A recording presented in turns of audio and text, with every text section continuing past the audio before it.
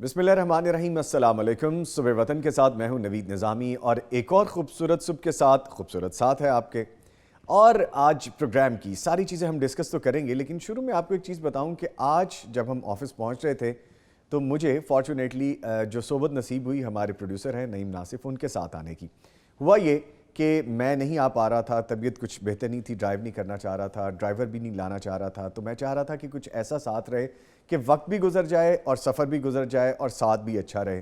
तो मैंने नईम नासिफ साहब से रिक्वेस्ट की कि ज़रा मुझे पिक कर लें। हम आ रहे थे, रास्ते में एक जगह ब्लॉकेज आई, ब्लॉकेज से हमें वापस जाना पड़ा, थोड़ी तकलीफ़ हुई, फिर हम ऑफिस पहुँचे। ऑफिस के गेट तक जब पहुँचे तो पता चला कि गाड़ी का टैंक लीक हो रहा है।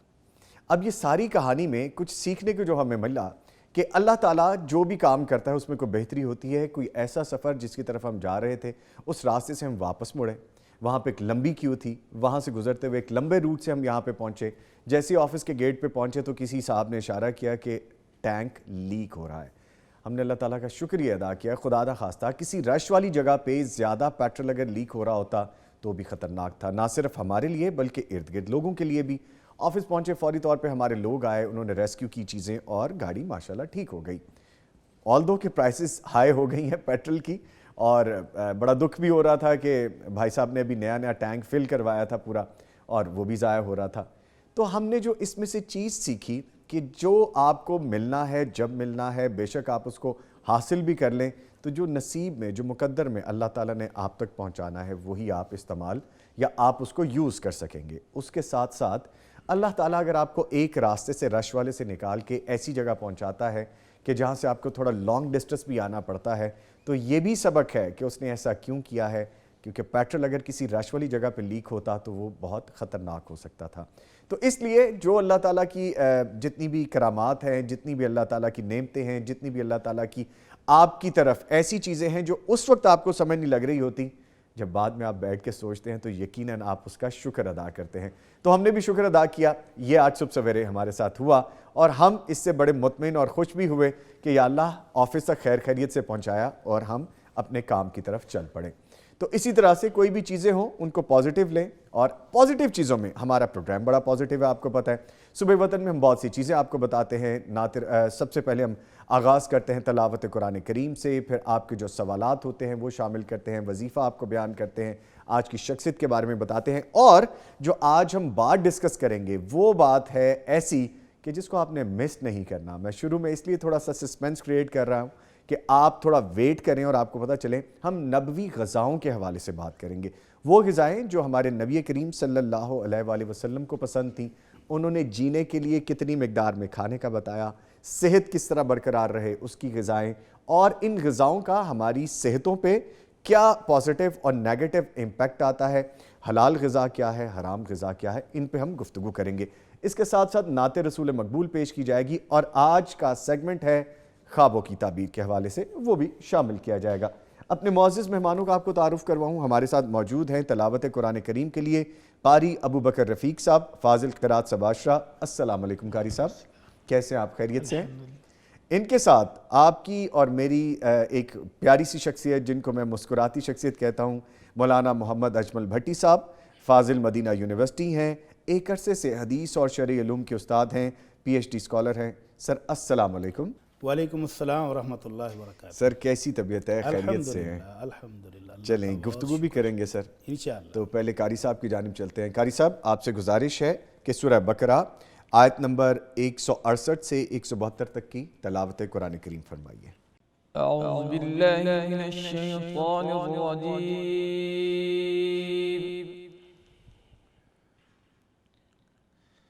बिस्मिल्लाहिर रहमानिर रहीम।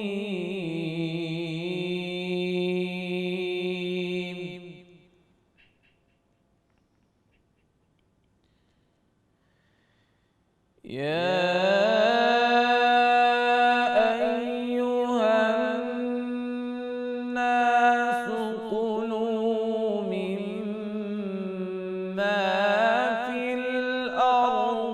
حلالا طيبا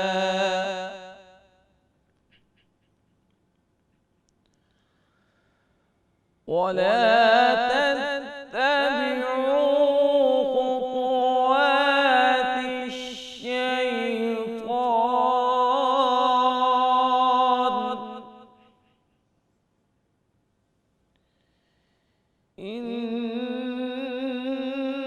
إنه لكم عدو مبين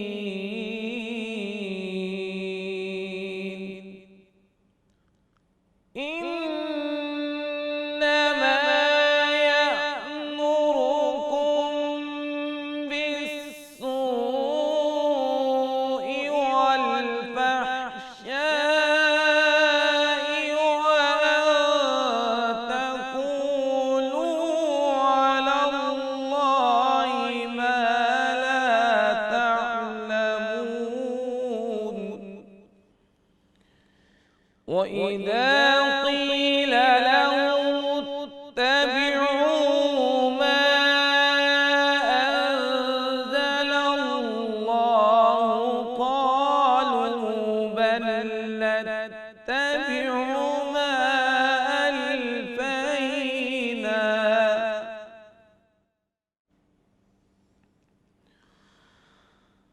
قالوا بل نتبع ما ألفينا عليه آباءنا أولو كان آباؤهم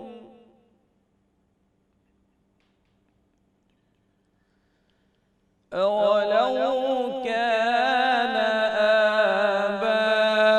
آباؤهم لا يعقلون شيئا ولا يهتدون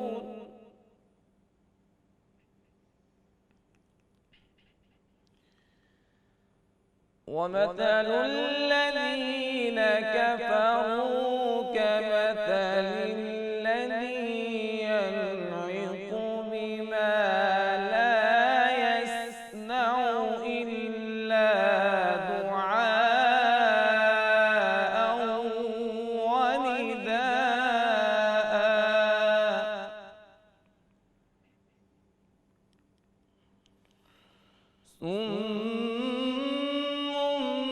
بكم عمي فهم لا يعقلون صدق الله العظيم माशाल्लाह, जज़ाकल्लाह कारी साहब, अल्लाह ताला आपको जज़ाए खैर अता फरमाए। बड़ी साहब, प्राइसेस हाई हो गई हैं पेट्रोल की। अल्लाह ताला हमारे हाल पे रहम फरमा दे। आमीन आमीन। इस गिरानी से हर आदमी, खा वो अमीर है या गरीब, वो मुतासर हो रहा है। बेशक बेशक। तो अल्लाह ताला से ख़ास दुआ करते हैं कि अल्लाह हमारे हाल पे रहम फरमा दे। आमीन। सर, आज का वजीफ़ा बयान फरमाइए, फिर आगे बढ़ते हैं। बिस्मिल्लाहिर्रहमानिर्रहीम, अल्हम्दुलिल्लाहि रब्बिल आलमीन, वस्सलातु वस्सलामु अला अशरफिल अंबिया वल मुरसलीन, अम्मा बाद। नामी साहब, आज का वजीफ़ा जो है ना, इसके दो बड़े फ़वाइद हैं। उनमें से एक उस दिन काम आएगा जो बहुत शदीद है, बहुत सख्त है, बहुत हौलनाक है, और उसका मंजर ख़ुद अल्लाह रब्बुल आलमीन ने कुरान मजीद में कुछ इस तरह से बयान किया है कि यौम यफ़िर्रुल मर्उ मिन अख़ीह व उम्मिही व अबीह व साहिबतिही व बनीह। ऐसा खौफनाक दिन कि जब कोई शख्स अपने वालिदैन से छुप रहा होगा, अपने बीवी बच्चों से छुप रहा होगा, बहन भाइयों से छुप रहा होगा, हर किसी को अफरा तफरी में अपनी पड़ी होगी, भाग रहे हैं हर लोग। उस दिन काम आएगा। किस दिन?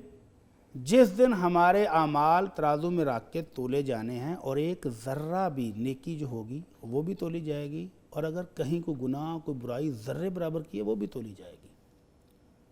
उस दिन ये काम आएगा। اللہ رب العزت فرماتے ہیں فَمَن يَعْمَلْ مِثْقَالَ ذَرَّةٍ خَيْرٍ يَرَهُ وَمَن يَعْمَلْ مِثْقَالَ ذَرَّةٍ شَرٍّ يَرَهُ۔ جس بندے نے ایک ذرہ کہتے ہیں وہ لائٹ کے اندر سے وہ چھوٹے چھوٹے ذرات ہمیں نظر آتے ہیں نا جب لائٹ تیز ہوتی ہے، مائنیوٹ، بالکل مائنر چھوٹا، وہ ذرہ ہے، اتنی سی کسی نے کسی کی خیر خواہی کوئی نیکی کو بلائی کی ہے تو وہ بھی تولی جائے گی، نظر آئے گی، اور اگر اتنی سی برائی ہے تو وہ بھی نظر آئے گی۔ تو یہ جو آج کا وظیفہ ہے اس کے دو شاندار فوائد، ایک تو وہی جو ہم مہنگائی کی بات کر رہے ہیں کہ رزق کا کیا ہوگا، پریشانیاں ہیں، تو نوح علیہ السلام نے اپنی امت کو جو نصیحت فرمائی وہی نصیحت ہماری امت کو بھی نبی رحمت صلی اللہ علیہ وسلم کے ذریعے منتقل ہوئی۔ فرمایا یہ وظیفہ پڑھو، فَإِنَّهَا صَلَاةُ كُلِّ شَيْءٍ، یہ وظیفہ وہ ہے جو ساری مخلوق کی عبادت کا طریقہ بھی ہے، اور اس کے ذریعے ہر چیز کو اللہ کی طرف سے رزق ملتا ہے۔ جس کا مطلب ہے یہ جو ابھی ہماری موجودہ تازہ ترین پریشانی ہے کہ مہنگائی بڑھ گئی ہے تو اس کا کیا کریں، تو یہ وظیفہ ہم سب کے لیے ہے ٹھیک ہے کہ اللہ رب العزت اس سے رزق عطا فرماتے ہیں۔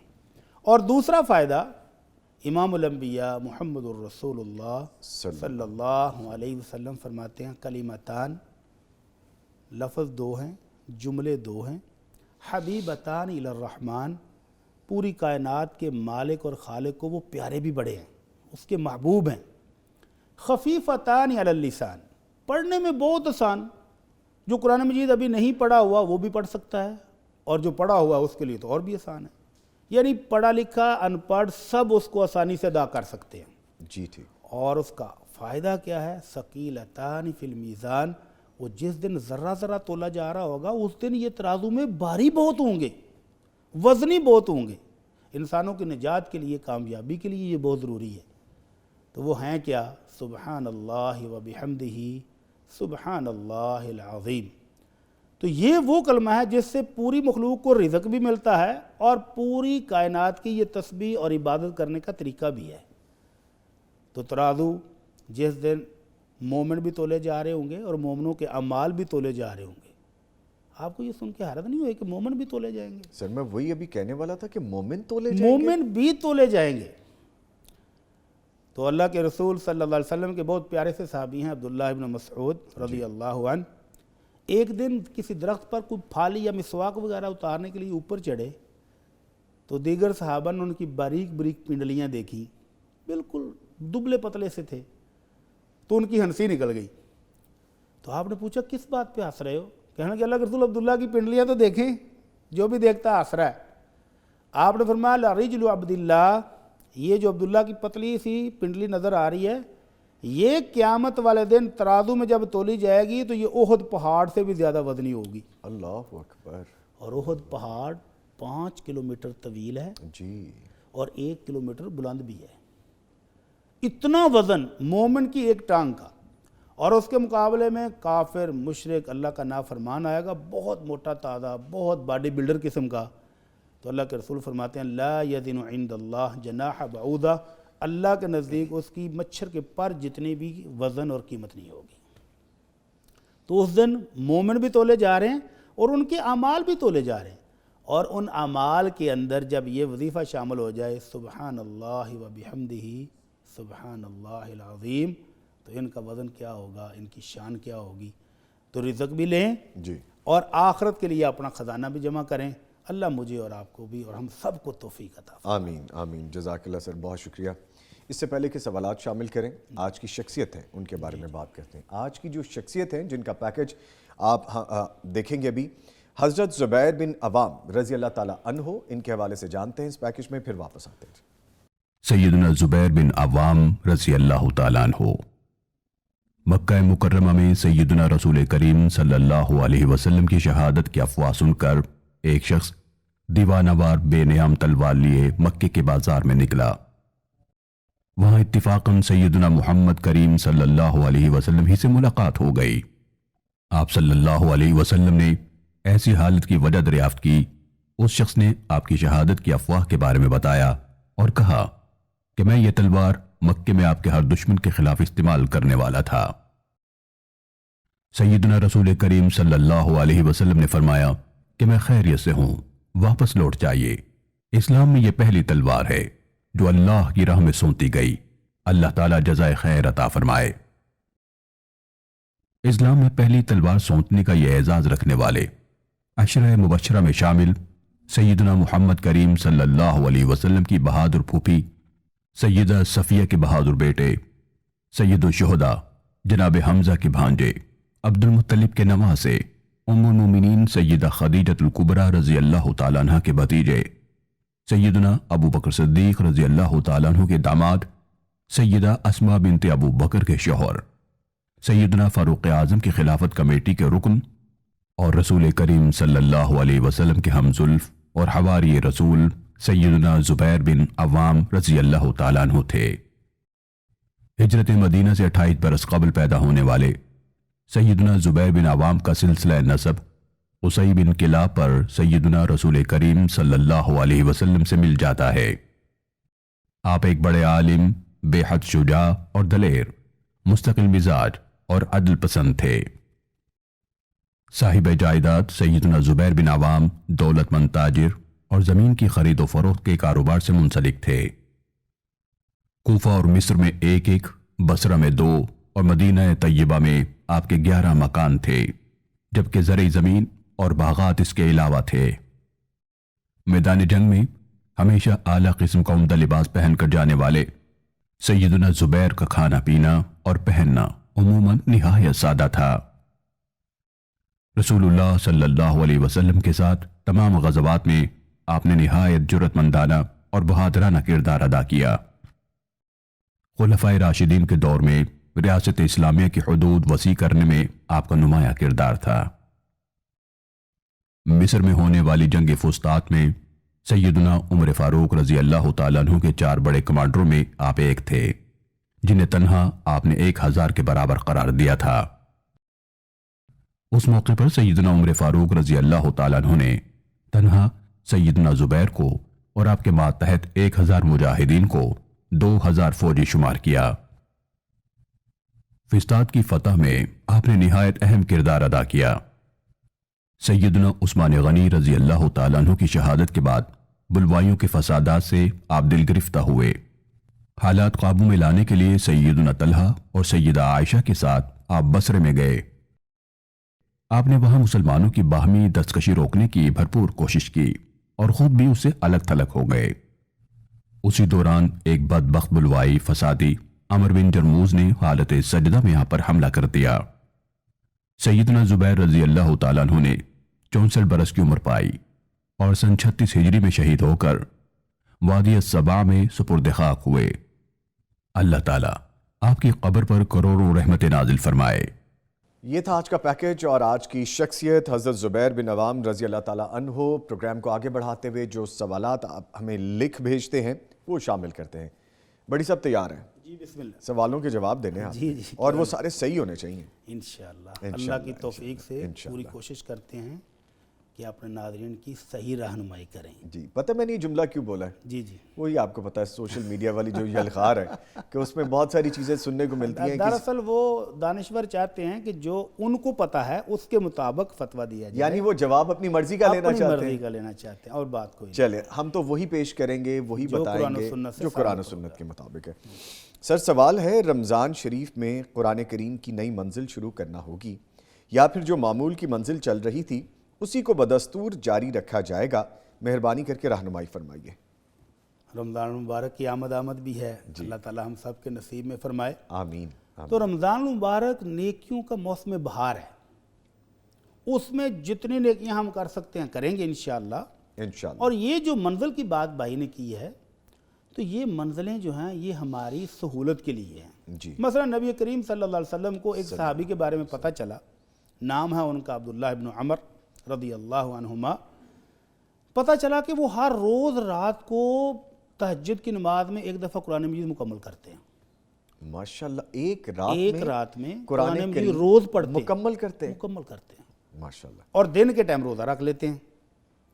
बीवी को भी शिकवाया कि हमें तो टाइम नहीं मिलता, तो अल्लाह के नबी सल्लल्लाहु अलैहि वसल्लम ने बुलाया कि अब्दुल्ला कैसे कुरान पढ़ते हो? कहने अल्लाह के नबी रोज़ पढ़ता हूँ रात को। तो आपने फरमाया तुम्हारे जिस्म का भी हक है, बीवी बच्चों का भी हक है, घर वालों का भी हक है, आँखों का भी हक है। ये थक जाएंगी जाग जाग के, जिस्म नहीफ हो जाएगा, कमज़ोर हो जाएगा। تو کچھ پڑھا کرو، کچھ آرام بھی کیا کرو۔ کہنے لگے نہیں اللہ کے رسول طاقت بڑھی، جوان آدمی تھے، تو آپ نے فرمایا ایسا کرو کہ تم 30 دن میں مکمل کیا کرو، یعنی روز کا ایک پارہ پڑھ لیا کرو۔ کہنے لگے نہیں اللہ کے نبی بہت میں تو مضبوط آدمی ہوں، میں زیادہ پڑھنا چاہتا ہوں۔ آپ نے فرمایا 20 دنوں میں پڑھ لیا کرو۔ کہنے لگے نہیں اور زیادہ پڑھنا چاہتا ہوں۔ آپ نے فرمایا 10 دنوں میں پڑھ لو۔ کہنے لگے نہیں اللہ کے رسول انی اجد قوتا، میں مضبوط آدمی ہوں، میں زیادہ پڑھوں گا۔ تو آپ نے فرمایا 7 دن میں پڑھ لو، اس سے کم نہیں۔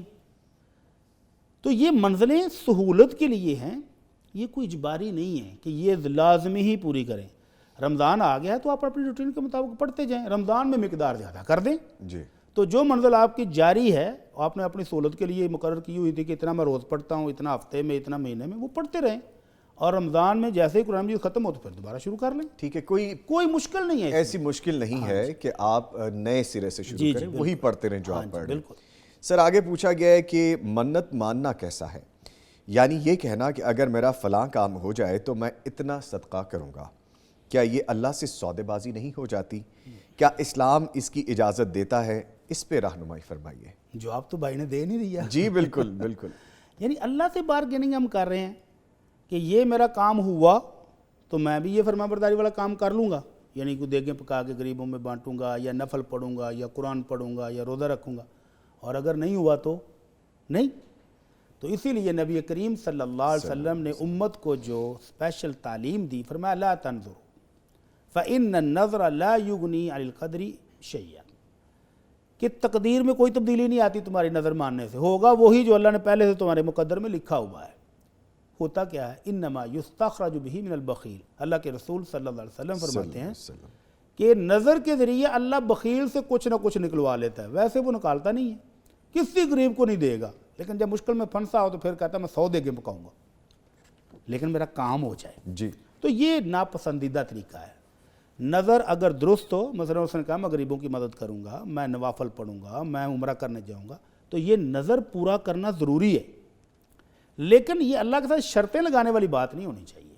پہلے کرے نیکی، عمرہ پہلے کر کے وہاں جا کر دعائیں کرے، پہلے صدقہ خیرات کرے اور پھر اللہ سے اپنی التجائیں کرے، تو یہ بہترین طریقہ ہے۔ البتہ اگر کوئی جائز اور مشروع نیت کر لے، نظر مان لے، تو وہ جائز ہے، پوری کر سکتا ہے۔ مثلا اللہ کے نبی صلی اللہ علیہ وسلم نے دیکھا ایک صحابی دھوپ میں کھڑے ہیں، جی پوچھا ان کو کیا ہوا ہے؟ کہنے لگا اللہ کے رسول یہ آپ کے صحابی ابو اسرائیل ہیں اور انہوں نے نظر مانی ہوئی ہے کہ آج روزہ رکھیں گے، نمبر 1 نظر میں، دوسری بات کہ دھوپ میں کھڑے ہوں گے، نمبر 3 بیٹھیں گے نہیں، نمبر 4 کسی سے بات چیت بھی نہیں کریں گے، یعنی صبح سے شام تک چپ کا روزہ۔ آپ نے فرمایا یہ تو غلط بات کر رہا ہے، اس کو کہو کہ آ کر سائے میں بیٹھ جائے، ضرورت کے مطابق بات چیت بھی کرے اور اپنا روزہ بھی پورا کر لے۔ تو جو درست چیز تھی اس کو باقی رکھا اور جو غلط تھی وہ ختم کر دی۔ ٹھیک ہے ٹھیک۔ اسی طرح آپ نے دیکھا کہ ایک بزرگ 2 بیٹوں کا سہارا لے کے پیدل چل رہے ہیں، بڑی مشقت سے، 2 بیٹوں کو بھی تنگ کیا ہوا ہے۔ تو آپ نے پوچھا ان بزرگوں کو کیا مسئلہ ہے؟ کہنے لگا اللہ کے نبی انہوں نے نظر مانی ہے کہ یہ بیت اللہ تک عمرے کی نیت سے جا رہے ہیں، پیدل جا رہے ہیں۔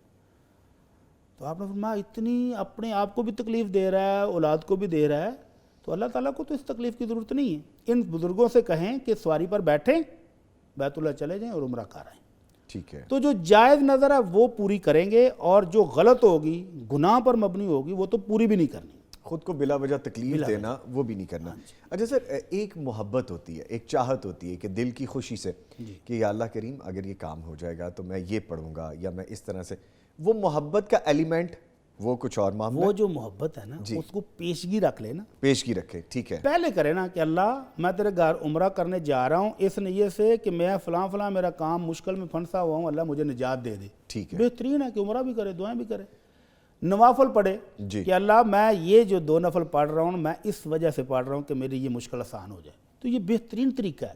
ٹھیک ہے، قرآن پڑھ رہا ہے کہ میں اللہ یہ روزانہ اتنا قرآن پڑھوں گا، مسئلہ یہ ہے کہ اللہ مجھے اولاد کی ضرورت ہے، مجھے رزق کی ضرورت ہے، مجھے صحت کی ضرورت ہے، جو بھی مانگنا ہے مانگے، لیکن یہ شرط لگا لینا تو یہ بخیل کی نشانی ہے کہ اگر میرا کام نہیں ہوا تو میں نہیں کروں گا۔ تو یہ اللہ تعالیٰ کے ساتھ شرطیں لگانے والی وہی سودے والی بات ہے، جی یہ سودے نہیں- بازی والا یہ معاملہ نہیں ہونا ٹھیک چاہیے۔ نہیں، کسی طور جائز نہیں ہے۔ سر آگے پوچھا گیا میرے شوہر کینسر جیسے موذی مرض میں مبتلا ہیں، مجھے کوئی ایسا وظیفہ بتائیں کہ اللہ پاک معجزہ کر دے اور میرے شوہر صحت یاب ہو جائیں، ہمارے گھر کے حالات ٹھیک ہو جائیں۔ میں درود شریف کا وظیفہ کرتی ہوں، میں نے کئی جگہ پڑھا ہے کہ درود شریف سے مریض صحت یاب ہو جاتے ہیں۔ پہلے تو ہم دعا کرتے ہیں کہ اللہ تعالی ہمارے اس بھائی کو صحت کاملہ عاجلہ عطا فرمائے، آمین آمین اس بہن کی مشکلات اللہ تعالی آسان فرما دے۔ آمین۔ اس کے بعد دو ریکویسٹ ہیں ہماری ان سے۔ جی۔ نمبر ایک کہ اللہ کے نبی صلی اللہ علیہ وسلم نے بھی امت کو حکم دیا ہے کہ اللہ نے جو بیماری بھی دنیا میں بھیجی ہے اس کا علاج بھی بھیجا ہے، تو فرمایا تداووا یا عباد اللہ، اللہ کے بندو علاج کرواؤ، دوائی استعمال کرو۔ تو یہ جو ہمارے ہاں ایک رواج پکڑ گیا ہے، کوئی بندہ شوگر کے لیے وظائف بتا رہا ہے، کوئی بلڈ پریشر کے بتا رہا ہے، کوئی کینسر کے بتا رہا ہے، یعنی ہر چیز کے وظائف الگ الگ، پھر ان کی تعداد بھی اپنے پاس لو جی اتنی بار پڑھو گے تو آرام آ جائے گا۔ بلکہ یہاں پر خدائی دعوے شروع ہو گئے کہ فلاں صاحب دم کرتے ہیں شوگر کا، دم کرتے شوگر ختم۔ اللہ اکبر۔ تو یہ دھوکہ ہے، اس میں نہیں پڑھنا چاہیے۔ ہاں جو مسنون وظائف ہیں ان کی وجہ سے اللہ کی رحمت آ جاتی ہے، اللہ مصیبت کو ختم کر دیتے ہیں، بیماری کو ختم کر دے، وہ الگ بات ہے۔ تو ان بہن کو چاہیے پہلے تو جو علاج جاری ہے اس کو جاری رکھے۔ اس کے علاوہ ہم ایک دو چیزیں ہم بھی بتاتے ہیں جی پلیز۔ علاج کے طور پر۔ ایک تو وہ جو علاج کر رہے ہیں اس کو جاری رکھیں، اور نمبر دو اللہ کے رسول صلی اللہ علیہ وسلم کا بہت خوبصورت سا فرمان ہے کہ ماء زمزم لما شرب لہ، زمزم کو جس مقصد سے پئیں اللہ وہی مقصد پورا کر دیتا ہے۔ سبحان اللہ۔ اس زمزم کی فوائد اور ثمرات پر لوگوں نے کتابیں لکھ دی ہیں، اور پھر وہ جو حقیقی واقعات ہوئے ہیں لوگوں کے ساتھ وہ بھی درج کیے، ان میں سے اس مناسبت سے میں ابھی بیان کرنے لگا ہوں۔ جی پلیز۔ اٹلی کا ایک جوڑا میاں بیوی کو اتفاق سے کینسر ہو گیا اور لاسٹ سٹیج پہ پہنچی ہوئی ہے اور جسم گلنا شروع ہو گیا ہے، اللہ اکبر۔ مسلمان ہیں، تو بیوی نے جیسے ہوتا ہے نا وہ آخری خواہش خامد سے التجا کی کہ اگر تم مناسب سمجھو تو مجھے عمرہ کرا دو۔ تو خامد بھی بیچارہ اس کی حالت دیکھ رہا ہے، پریشان ہے رات دن کا، ٹھیک ہے جی چلتے ہیں عمرہ کرنے چلتے ہیں۔ مکہ مکرمہ پہنچے تو وہ خاتون مکہ مکرمہ میں مسجد حرام کے اندر بھی جہاں خواتین کے لیے جگہ مخصوص کی گئی ہے، جی۔ خواتین میں بیٹھے ہوئے وہ چہرے کو چھپائے رکھتی تھی۔ تو خواتین نے کہا کہ بہن اب یہاں کون سے مرد ہیں سامنے، تو تم ریلیکس ہو جاؤ، نقاب اتار لو، اب یہاں کیا ہے۔ تو وہ اس کو پتہ تھا کہ جسم پورا بہت بری حالت ہے، تو یہ دیکھیں گے تو پریشان ہو جائیں گے، تو وہ اصرار کرتے رہے اور وہ چہرہ نہیں دکھاتے۔ لیکن جب کچھ دن گزر گئے اور روز ملنے والی خواتین کے ساتھ تھوڑی سی اور ریلیکس ہوئیں تو انہوں نے بتا دیا کہ میرے چہرے میں یہ پرابلم ہے۔ تو انہوں نے کہا پھر تو تم صحیح جگہ پر آ گئی ہو، نیچے زمزم کا کنواں ہے، وہاں جاؤ اور زمزم سے پانی لے کے فریش تو اپنے چہرے کو دو، باقی زخموں کو بھی دھو لو اور پیو بھی، اس نیت کے ساتھ کہ اللہ آپ کو اس موذی مرض سے شفا دے دے۔ جی۔ 1 مہینے کا ان کا وہ ویزا تھا، 1 مہینے کے اندر اندر اس کے وہ زخم خشک ہونے شروع ہو گئے اور صحت بحال ہونی شروع ہو گئی۔ تو حوصلہ ہوا کہ یہ تو زمزم نے کمال کر دیا۔ تو وہ جب واپس گئے اور زمزم ساتھ لے کر چلے گئے تو ڈاکٹر جو کہ پہلے سے علاج کر رہے تھے وہ حیران کہ ایک دم 1 مہینے کے اندر اندر اتنی ریکوری یہ ممکن نہیں ہے، کون سی دوائی استعمال کی؟ تو انہوں نے بتایا جی ہم نے تو زمزم پیا ہے۔ اللہ تو اکبر۔ آمنہ کے لال صلی اللہ علیہ وسلم کے فرمان پر یقین رکھتے ہوئے اگر کوئی مریض اپنی بیماری کے لیے زمزم کو پیے تو انشاءاللہ شفا ضرور ملتی ہے۔ آب شفا ضرور استعمال کریں، بالکل ٹھیک ہے۔ دوسرا نسخہ ان کو اور بتاتے ہیں۔ جی۔ ہمارے ایک بزرگ بیان کر رہے تھے کہ بہت مالدار آدمی، زندگی مشین کی طرح چلتے چلتے اس وقت پتہ چلا جب کینسر بالکل لاسٹ سٹیج پہ پہنچا ہوا ہے، تو بزرگوں سے دم کروانے آیا کہ دعا کر دیں۔ کہتے دعا تو میں کروں گا، علاج نہ بتا دوں؟ انہوں نے کہا جی علاج بتائیں، میں تو تھک گیا ہوں دوائیاں کھا کھا کے، سارے ڈاکٹر کو چیک کرا کے بتائیں۔ کہتے ہیں اپنے ابائی گاؤں میں کب سے گئے ہوئے ہو؟ کہتے جی مدتیں ہو گئی۔ پرانے دوستوں کو کب سے ملے ہو؟ کہتے جی پتہ ہی نہیں کوئی زندہ بھی ہے کہ نہیں، اس مشینی لائف میں سب بھول چکا ہوں۔ رشتہ داروں کو کب سے ملے ہو؟ کہتے جی صدیاں گزر گئی ہیں۔ کہتے ہیں اچھا، تو پھر اللہ کے رسول صلی اللہ علیہ وسلم کا فرمان سن لو، من سرہ ان یبسط علیہ رزقہ وینسع فی اثرہ فلیصل رحمہ۔ نبی کریم صلی اللہ علیہ وسلم کا بھی یہ حکم ہے کہ جس کو رزق میں خوشحالی چاہیے، کشادگی چاہیے، یا وہ لمبی عمر چاہتا ہے تو وہ رشتہ داروں کے ساتھ ملنا جلنا شروع کر دے، میل جول رکھے۔ میل جول۔ جی۔ تو اس نے سارے کام شم چھوڑے، میٹنگیں کینسل کی اور اپنے پرانے آبائی گاؤں میں پہنچ گیا۔ اب وہ اس کے پرانے دوست سارے بوڑھے ہو چکے ہیں بظاہر، سارے مل رہے ہیں خوش، آج اس کے گھر دعوت، کل اس کے گھر دعوت، اور اس کا واپس جانے کو دل ہی نہیں کر رہا۔ مہینہ ڈیڑھ مہینہ ان کے ساتھ رہا، وہ پرانی یادیں تازہ کیں، فریش ہوا کھائی، رشتہ داروں کو ملا، محبتیں بانٹیں، کچھ لیں، واپس آیا تو بیماری بہت حد تک ختم ہو چکی تھی۔ تو یہ بھی ایک نسخہ ہے۔ اور تیسرا نسخہ بھی اس بہن کو بتا دیے، اللہ رب العزت کا قرآن مجید میں 3 جگہ پر وعدہ ہے، جی، وَمَن يَتَّقِ اللَّهَ يَجْعَل لَّهُ مَخْرَجًا وَيَرْزُقْهُ مِنْ حَيْثُ لَا يَحْتَسِبُ، کہ جو اللہ سے ڈر جاتا ہے اللہ اس کے لیے بند راہیں کھول دیتا ہے، مشکلات آسان کر دیتا ہے، اور رزق وہاں سے ملتا ہے جہاں ان کو وہم و گمان میں بھی نہیں ہوتا۔ اور دوسری جگہ فرمایا وَمَن يَتَّقِ اللَّهَ يَجْعَل لَّهُ مِنْ أَمْرِهِ يُسْرًا، جو اللہ سے ڈر جائے اللہ اس کے معاملات آسان کر دیتا ہے۔ تو یہ اپنے گھر میں دیکھیں، اگر کہیں اللہ کی نافرمانی ہو رہی ہے، کوئی ایک جرم جس کی وجہ سے اتنی سخت سزا ملنے کو مل رہی ہے، تو اس کو چھوڑ دیں، اللہ سے توبہ کریں، معافی مانگیں، اللہ کی طرف آ جائیں، تو انشاءاللہ ان کو صحت ضرور ملے گی۔ اللہ تعالیٰ ان کے لیے بہتر کرے۔ اور درود شریف کا تو انہوں نے خود بتا دیا ہے۔ بالکل بالکل۔ اور وہ تو وظیفہ ہم بار بار کہتے ہیں کہ اللہ کے نبی کی گارنٹی ہے، اذن تکفی ہمک و یغفر لک ذنبک، اللہ سارے گناہ بھی معاف کرتا ہے اور ساری پریشانیاں بھی دور کرتا ہے۔ تو وہ کہتی ہیں ہم پڑھ رہی ہیں تو ذرا نیت کر کے پڑھیں کہ اللہ ہمارے اس بیمار کو شفا دے دے، اس لیے ہم درود شریف پڑھ رہے ہیں۔ تو بیمار کو بھی کہیں وہ خود بھی پڑھے، اور یہ خود بھی پڑھ رہی ہیں بہن بھی، تو ہماری دعا ہے کہ اللہ ان کو صحت کاملہ عطا فرمائے۔ آمین، اللہ تعالیٰ ان کے معاملات میں آسانیاں فرمائے۔ سر پھر یہ پوچھا گیا، میں ایک بے سہارا خاتون ہوں، میرا کمانے والا کوئی نہیں ہے، میں ایک جگہ کوکنگ کی جاب کرتی ہوں، ماہانہ 25,000 تنخواہ لیتی ہوں، بچت کرتے کرتے میرے پاس 6 لاکھ کے قریب رقم جمع ہو چکی ہے، کیا میرے اوپر بھی زکوٰۃ فرض ہے جبکہ میرا کمانے والا میرے سوا کوئی نہیں ہے؟ ہماری اس بہن کو یہ سمجھنا چاہیے کہ اللہ تعالیٰ نے زکوٰۃ انکم میں نہیں رکھی ہے کہ جو شخص بھی کمائے اس میں سے 2.5% زکوٰۃ دے، ایسا نہیں ہے۔ اسلام نے بہت خوبصورت سا قانون دیا ہے کہ جو کماتا ہے، کما کے سیو کرتا ہے، بچت کرتا ہے، پورا سال اس کی بچت پڑی رہے، خرچ نہ ہو، تو پھر اس میں سے 2.5% زکوٰۃ ہے۔ انکم پر ہے ہی نہیں، کسی بندے کی کروڑوں روپے انکم ہے اور وہ کماتا ہے اور وہ خرچ ہو جاتے تو اس پر زکوٰۃ نہیں ہے۔ ٹھیک ہے۔ اور ایک بندہ تھوڑے تھوڑے کر کے، جس طرح یہ ہماری بہن کہہ رہی ہے کہ اس نے بچت کر لی ہے، اب یہ سیونگ ہے، اگر وہ پورا سال خرچ نہیں ہوئی، کہیں بھی انویسٹ نہیں کی، کسی کام میں نہیں لگائی، تو پھر ان کو بھی زکوٰۃ دینی پڑے گی۔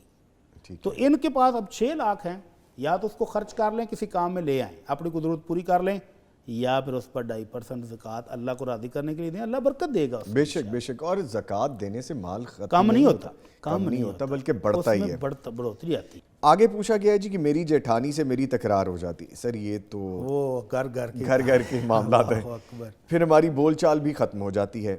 گزشتہ 5 سال سے یہی روٹین چل رہی ہے کہ ہر دفعہ میں ہی صلح میں پہل کرتی ہوں، اب میں اسے اپنی توہین سمجھنے لگی ہوں کہ ہر بار میں ہی صلح میں پہل کیوں کرتی ہوں، اللہ اکبر۔ لیکن پھر خیال آتا ہے کہ پہل نہ کی تو میری عبادات کا کیا بنے گا۔ اس صورتحال میں میری رہنمائی فرمائیں کہ مجھے کیا کرنا چاہیے۔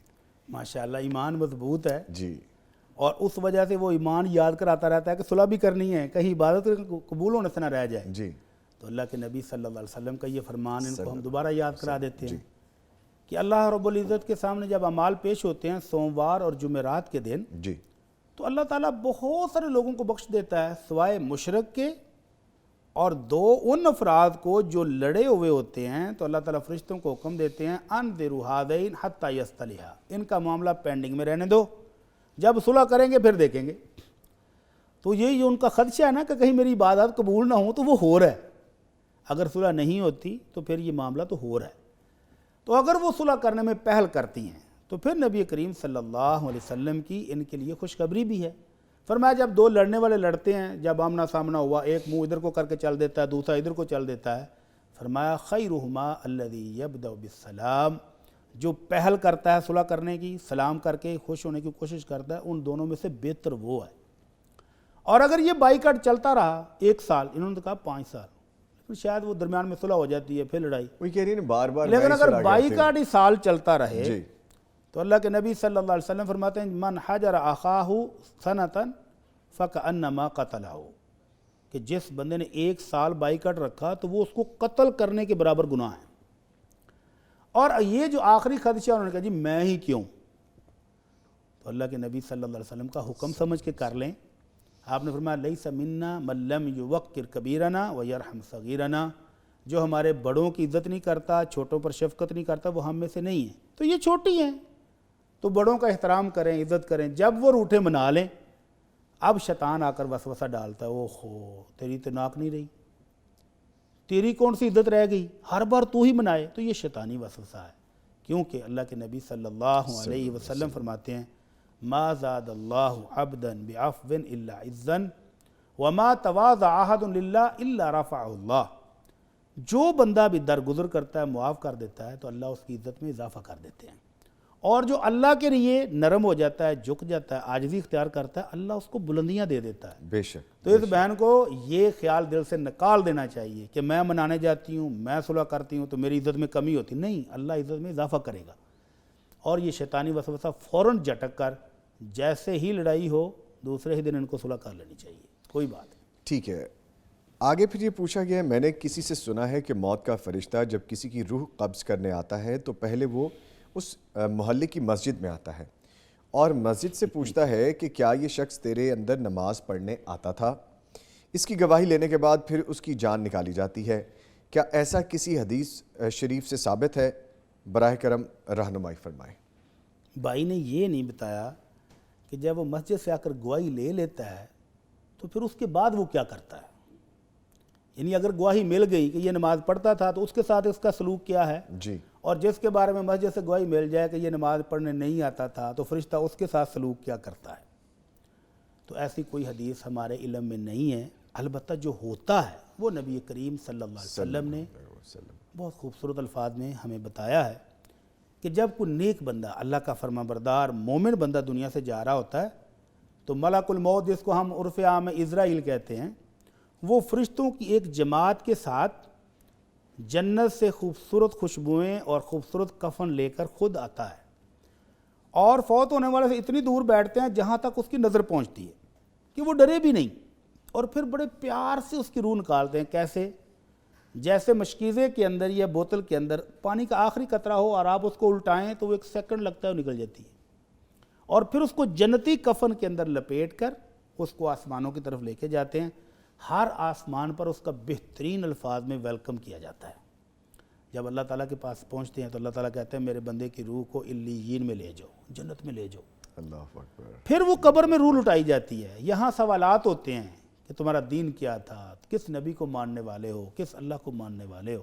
جب وہ ان سوالوں کے جواب دیتا ہے تو اللہ تعالیٰ کی طرف سے ایک فرشتہ اعلان کرتا ہے کہ جنت کی طرف سے کھڑکی کھول دو، ٹھنڈی میٹھی خوشبودار ہوائیں آئیں، جنت کا بستر اس کے لیے بچھا دو، جنت کا اس کو کفن پہنا دو، اور جہاں تک اس کی نظر جاتی ہے اس کی قبر وسیع ہو جاتی ہے، اور پھر اس کو کہا جاتا ہے نم کا نومت العروس، ایسے سو جاؤ جیسے نئی نویلی دلہن سوتی ہے، کوئی نہیں اٹھائے گا تمہیں۔ اللہ اکبر۔ اس کے مقابلے میں جو اللہ کا نافرمان ہے، کافر، مشرک، منافق، اس کو جب روح نکالنے کے لیے فرشتے آتے ہیں تو خوفناک شکلوں والے، اور جب اس کو روح نکالنے لگتے ہیں تو روح جسم میں دوڑتی ہے، اور اللہ کے نبی صلی اللہ علیہ وسلم فرماتے ہیں اس کی روح اس طرح نکلتی ہے جیسے کانٹے دار ٹہنی کے اوپر آپ روئی ڈال دیں اور وہ بھی گیلی، تو آپ اس کو پکڑ کے کھینچیں گے تو وہ ریشے ریشے ہو جائے گی، تار تار ہو جائے گی، اس طرح روح نکلتی۔ پھر جہنم کے گندے بدبودار کفر میں روح لپیٹ کر جب آسمان کی طرف لے کے جاتے ہیں تو آسمان کے دروازے نہیں کھلتے، تو اللہ کہتے ہیں اس کو سجین میں لے جاؤ۔ پھر جب قبر میں روح لٹائی جاتی ہے تو وہ سوال پوچھے جاتے ہیں کس اللہ کو مانتے تھے، کس نبی کو مانتے تھے، کس مذہب کو مانتے تھے؟ جواب نہیں آئے گا، کہے گا ہاں لا ادری، افسوس مجھے تو پتہ ہی کچھ نہیں، میں تو لوگ کہتے تھے یہ کر لو تو میں کر لیا، لوگوں نے یہ انجوائے کیا تو میں نے بھی کر لیا، مجھے نہیں پتہ۔ تو اللہ کی طرف سے اعلان ہوگا کہ اس کو جہنم کا لباس پہنا دو، جہنم کا بستر بچھا دو، جہنم کی طرف سے کھڑکی کھول دو، گرم بدبودار ہوائیں اس کو آئیں گی، اور پھر اس کے اوپر ایک اندھا بہرا فرشتہ مقرر کر دیا جائے گا اور اس کے ہاتھ میں لوہے کا گرز ہوگا۔ اگر ایک گرز پہاڑ پر مارا جائے تو وہ بھی ریت بن جائے، اور یہ اس کو قیامت تک عذاب دیتا رہے گا۔ اللہ اکبر، اللہ اکبر۔ تو وہ جو بھائی نے کہا کہ مسجد میں آ کر پوچھتا ہے، اس کے بارے میں کوئی حدیث نہیں ہے، جو صحیح حدیث تھی وہ میں نے آپ کو بتا دی۔ جزاک اللہ، اللہ تعالیٰ آپ کو جزائے خیر عطا فرمائے بھٹی صاحب. آمین جی، جزاک اللہ. کیونکہ سیگمنٹ ختم ہو رہا ہے یہاں پہ، تو میں آپ سے اجازت چاہوں گا. آپ کے آنے کا بہت شکریہ. قاری صاحب آپ تشریف لائے، آپ کے بھی آنے کا بہت شکریہ. جو سوالات آپ ہمیں لکھ بھیجتے ہیں، ہم کوشش یہ کرتے ہیں کہ ان کو شامل زیادہ سے زیادہ کریں. جو کچھ رہ جاتے ہیں ان کو ہم دوبارہ اگلے سیگمنٹ یا اگلے پروگرام میں شامل کر لیتے ہیں. بہرحال سب کے جوابات ہم کوشش کرتے ہیں کہ آپ تک پہنچائیں. جس طرح آج ہم نے کوشش کی کہ اس سیگمنٹ میں جتنے زیادہ ہم کور کر سکتے ہیں ان کو شامل کریں اور آپ اپنے سوالات کے جوابات پا سکیں. پروگرام ابھی جاری ہے. آپ سے ملتے ہیں ایک چھوٹے سے بریک کے بعد. ہمارے ساتھ رہیے.